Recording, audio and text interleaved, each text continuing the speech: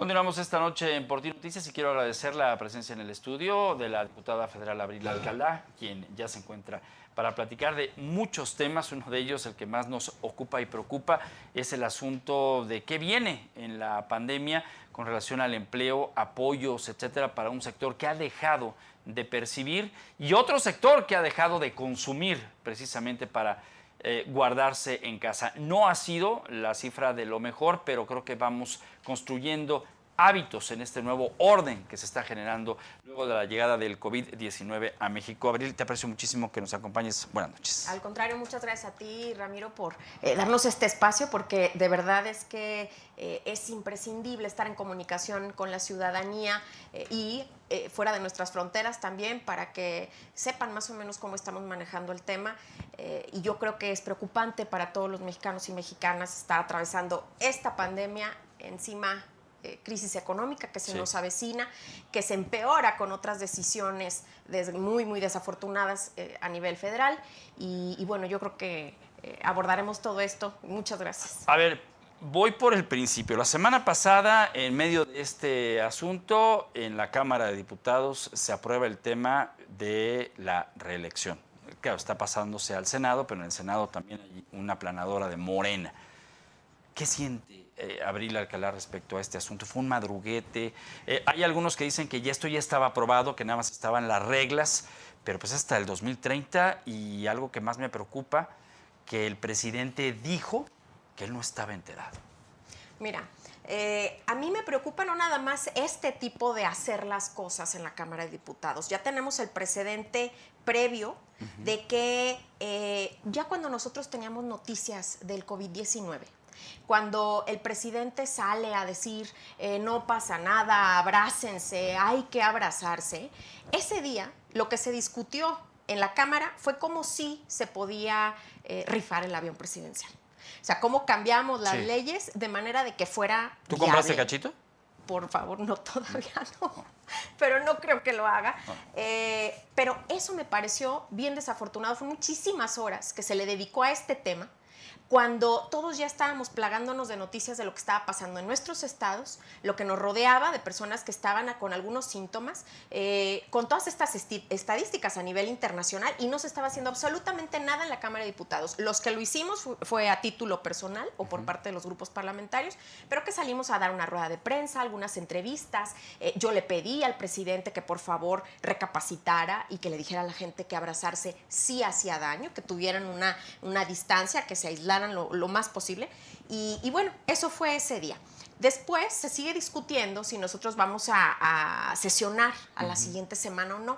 Para empezar, ese fin de semana era puente. Y digo puente, porque ese fin de semana yo creo que a nosotros nos tocaba haber estado tallando lápiz y estar pensando en cuáles eran las medidas que teníamos que hacer para abordar el coronavirus. Pues no, se regresa a sesión supuestamente el miércoles. Esta sesión solamente van los de la mayoría, Morena, PT, PES y Verde, porque todos los de la oposición decidimos que era poner pues en riesgo a muchísima gente que trabaja con nosotros y los trabajadores de la Cámara. Son alrededor de 5,000, y esta gente se traslada en transporte público. Se ve una exposición. Exacto, tienen familiares en casa, que de verdad no vale la pena. Nosotros estamos subiéndonos aviones muchísimas veces a la semana, entonces no valía la pena y decidimos no ir.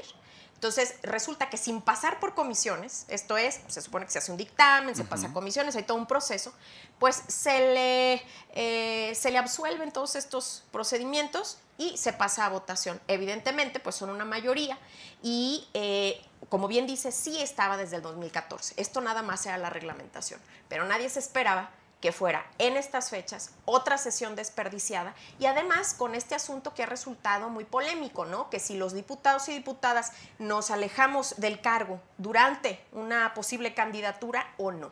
Entonces, eso no se permitió, que hubiera debate, que hubieran posicionamientos en contra, y en nuestra ausencia, esta no es la primera vez que se hacen este tipo de madruguetes, o sea, de aprovecharse de los momentos, de adelantar las cosas. Yo que tampoco es nuevo en política, pero también me parece que esperábamos una manera diferente de hacer las cosas. Los mexicanos y mexicanas se nos prometió que ahora iba a ser distinto, que iba a ser realmente democrático, y la verdad es que vemos un poco más de lo mismo, por lo menos de lo que a mí me contaban que pasaba. Yo lo veo igualito y no sé si peor. Voy al tema que nos ocupa, las acciones económicas que se están implementando por esta contingencia, las que aplica Enrique Alfaro como un estado modelo, podemos decirlo así, y lo que vendrá en los próximos días de esta reunión de gobernadores de la zona centro, y lo que apenas estaría implementando el gobierno federal, ya tarde, muy tarde, y en donde sabemos las estampitas parece que no están funcionando.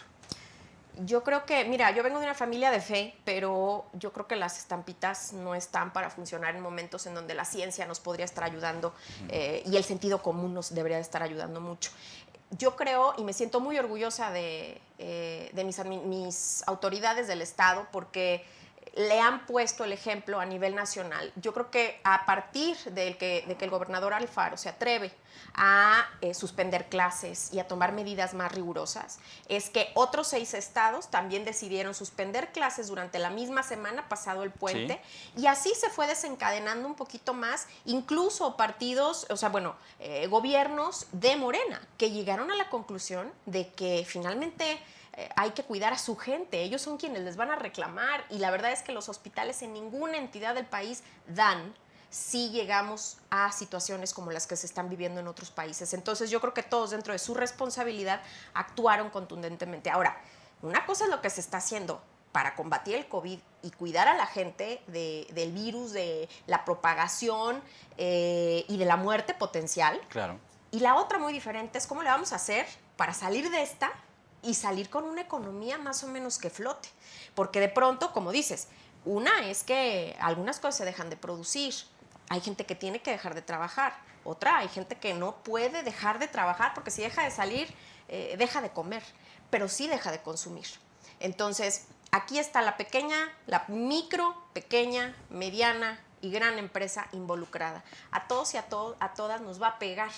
Desde nuestras casas ya estamos viendo cómo podemos apoyar a las personas que están a nuestro alrededor, a nuestros familiares que tal vez no van a poder trabajar, adultos mayores. Entonces, se va a complicar y yo creo que el que se esté destinando, se ha pensado muy bien en el Estado. Por una parte, hay que apoyar a las empresas. Como te digo, desde la más chiquita, yo que sobre todo la más chiquita, pero también pensar en las grandes que necesitamos que sigan produciendo, que son productos agropecuarios, alimenticios. Necesitamos que esto siga girando.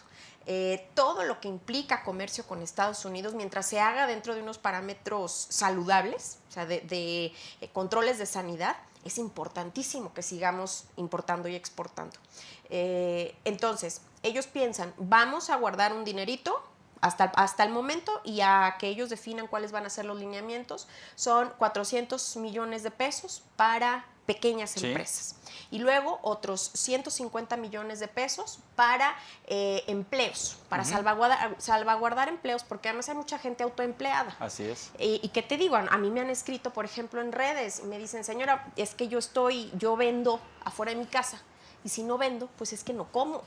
Entonces, a ellos hay que darles este colchoncito, esta tranquilidad para que no tengan que arriesgarse, personas que son mayores de 60, estos han sido casos que se acercan con nosotros, y yo creo que eso es muy atinado, y otra vez le está sirviendo de ejemplo al gobierno federal, que hasta el momento yo lo veo tardío en todo, y además se me hace contradictorio, y eso es peligroso. Porque por una parte tenemos a gobernadores, presidentes municipales incluso, que dicen, nosotros vamos a dar estos apoyos, tenemos que aislarnos, etcétera. La gente va entendiendo poco a poco. Nos resistimos porque somos animales sociales, queremos estar en grupo, queremos salir. Pero de pronto nos dice el presidente, que es la máxima autoridad, que no pasa nada, que salgamos a restaurantes y a fondas y que él nos va a avisar cuándo hay que guardarnos. Pues la gente... cada quien prefiere la opción que más le acomoda. Entonces, esto es arriesgado porque más que en ningún momento, ahora nos tenemos que unir más allá de partidos, ya lo platicábamos fuera de cámara, es bien importante que dejemos a un lado las camisetas partidistas, porque si en estas no nos podemos unir, pues en realidad quiere decir que no servimos de mucho. A ver, pero en la Cámara de Diputados, ¿cómo lo advierten? Ya en el trabajo de la representación social, No es momento quizá de llamar a cuentas al secretario de Hacienda, no es momento de llamar al director del Instituto Mexicano del Seguro Social, no es momento de llamar a cuentas al propio Hugo López-Gatell con esta serie de situaciones en donde de pronto como técnico es muy bueno y ahora parece estar formando parte del show de la mañanera como tal. Y lo digo así abiertamente porque me parece que es un hombre muy brillante, pero cuando se trata de sacarle una sonrisa al presidente, él hace hasta lo imposible por lograrlo. Y es un asunto en el que me ocupa y me preocupa porque sabemos de un subejercicio que no se realizó, que ahí hay una cantidad de dinero importante que pudiera ayudar incluso para que grandes empresas no vayan a la quiebra. Hace unos minutos Hugo López-Gatell dijo, esto va para septiembre, es decir, vamos a tener un año muy difícil en la parte de pues de la batalla a la pandemia, pero de aquí a septiembre dime, ¿quién puede? Mira, difícilmente. De hecho, la Ley Federal del Trabajo protege a gente que esté laborando y que de pronto pues pierda su empleo, aunque sea temporalmente, porque tengan que cerrar en casos excepcionales. Sin embargo, ¿cuánto le puede durar a una empresa? Un mes, 2 meses, mantener el salario mínimo. Y claro que vemos que esto va para largo. No es cierto que la curva va a ser, o sea, de acuerdo a las cifras que nosotros tenemos, no es cierto que la curva se va a aplanar. No es cierto que llegamos a tiempo al asunto, llegamos muy tarde. Entonces nos esperamos que aumente exponencialmente. Venimos además con una población, con un sistema inmunológico sensible, sino deprimido, porque venimos, por ejemplo, en el caso de Jalisco, de Veracruz, venimos de dengue, venimos de influenza, acaba de surgir un brote de sarampión, entonces eso también nos tiene preocupadísimos. Entonces, el tema de salud va a ser largo y ¿por qué no se tomaron medidas desde el año pasado? Desde el año pasado ya le exigíamos a las autoridades, al propio secretario Alcocer, que redestinaran los recursos porque no había suficiente para prevención y control de enfermedades. Esto yo se lo solicitaba cuando el dengue. Entonces, esto fue la última comparecencia ya en el otoño pasado. Sí. No se hizo absolutamente nada en este presupuesto y llega el coronavirus, por desgracia. Otra cosa. Ellos tienen planteado introducir el INSABI, ahora este nuevo sistema de salud, que sustituye a el Seguro Popular. Pero esto lo hicimos, o sea, esto se decide y después vemos que el 1 de diciembre llega el primer caso a China de COVID-19 y vemos la capacidad de expansión. Y aún así, el 1 de enero deciden tercamente, creo yo, sustituir un sistema que más o menos iba funcionando por uno que no tenía ni reglas de operación y que hasta la fecha vemos que no da resultados y ahora va a dar bastantes menos. Entonces tenemos desabasto de medicamentos, tenemos sistemas inmunológicos suprimidos, mucha de esta gente con enfermedades crónico-degenerativas que no tuvieron sus medicamentos, claro. Imagínate su situación. Entonces de aquí a septiembre, pues bueno, tendremos que ser muy prudentes, pero no vamos a poder solos. Incluso por ahí vi una de estas declaraciones también en donde el presidente decía que él no le iba a pedir al Fondo Monetario Internacional, que lo estaban como casi forzando, ¿no? Estas fuerzas extranjeras de que pidiera, pero que él no iba a pedir. Yo nada más aclaro, yo dudo que el Fondo Monetario Internacional tenga ahora recursos suficientes para darle a todos los países que se lo están solicitando. Entonces, tenemos que empezar a reacomodar estos recursos de muchos programas sociales que tal vez ahorita no son tan prioritarios. Por ejemplo, Sembrando Vida, que también hubo un subejercicio muy importante en los árboles en el sureste del país. Tenemos el de Construyendo Futuro, que tuvo un subejercicio, hubo malos manejos y yo creo que de ahí podemos redestinar algo. Fondos de emergencia se los han estado gastando. Entonces, ahora sí, yo creo que habrá que abrocharnos el cinturón y todos, de verdad lo digo, todos, sin partidos. Necesitamos exigirle a nuestras autoridades que tomen medidas contundentes, que no se esperen ni un día más, porque esto cada día cuenta. Y la verdad es que ahorita, pues pareciera que puede más la política que la vida y la subsistencia de las familias mexicanas. Abril, te aprecio muchísimo que nos hayas acompañado esta noche. Yo a ti muchísimas gracias y gracias a tu auditorio por abrirnos sus casas. Es tu casa, muchas gracias. Hago la pausa y de regreso tengo más información para usted.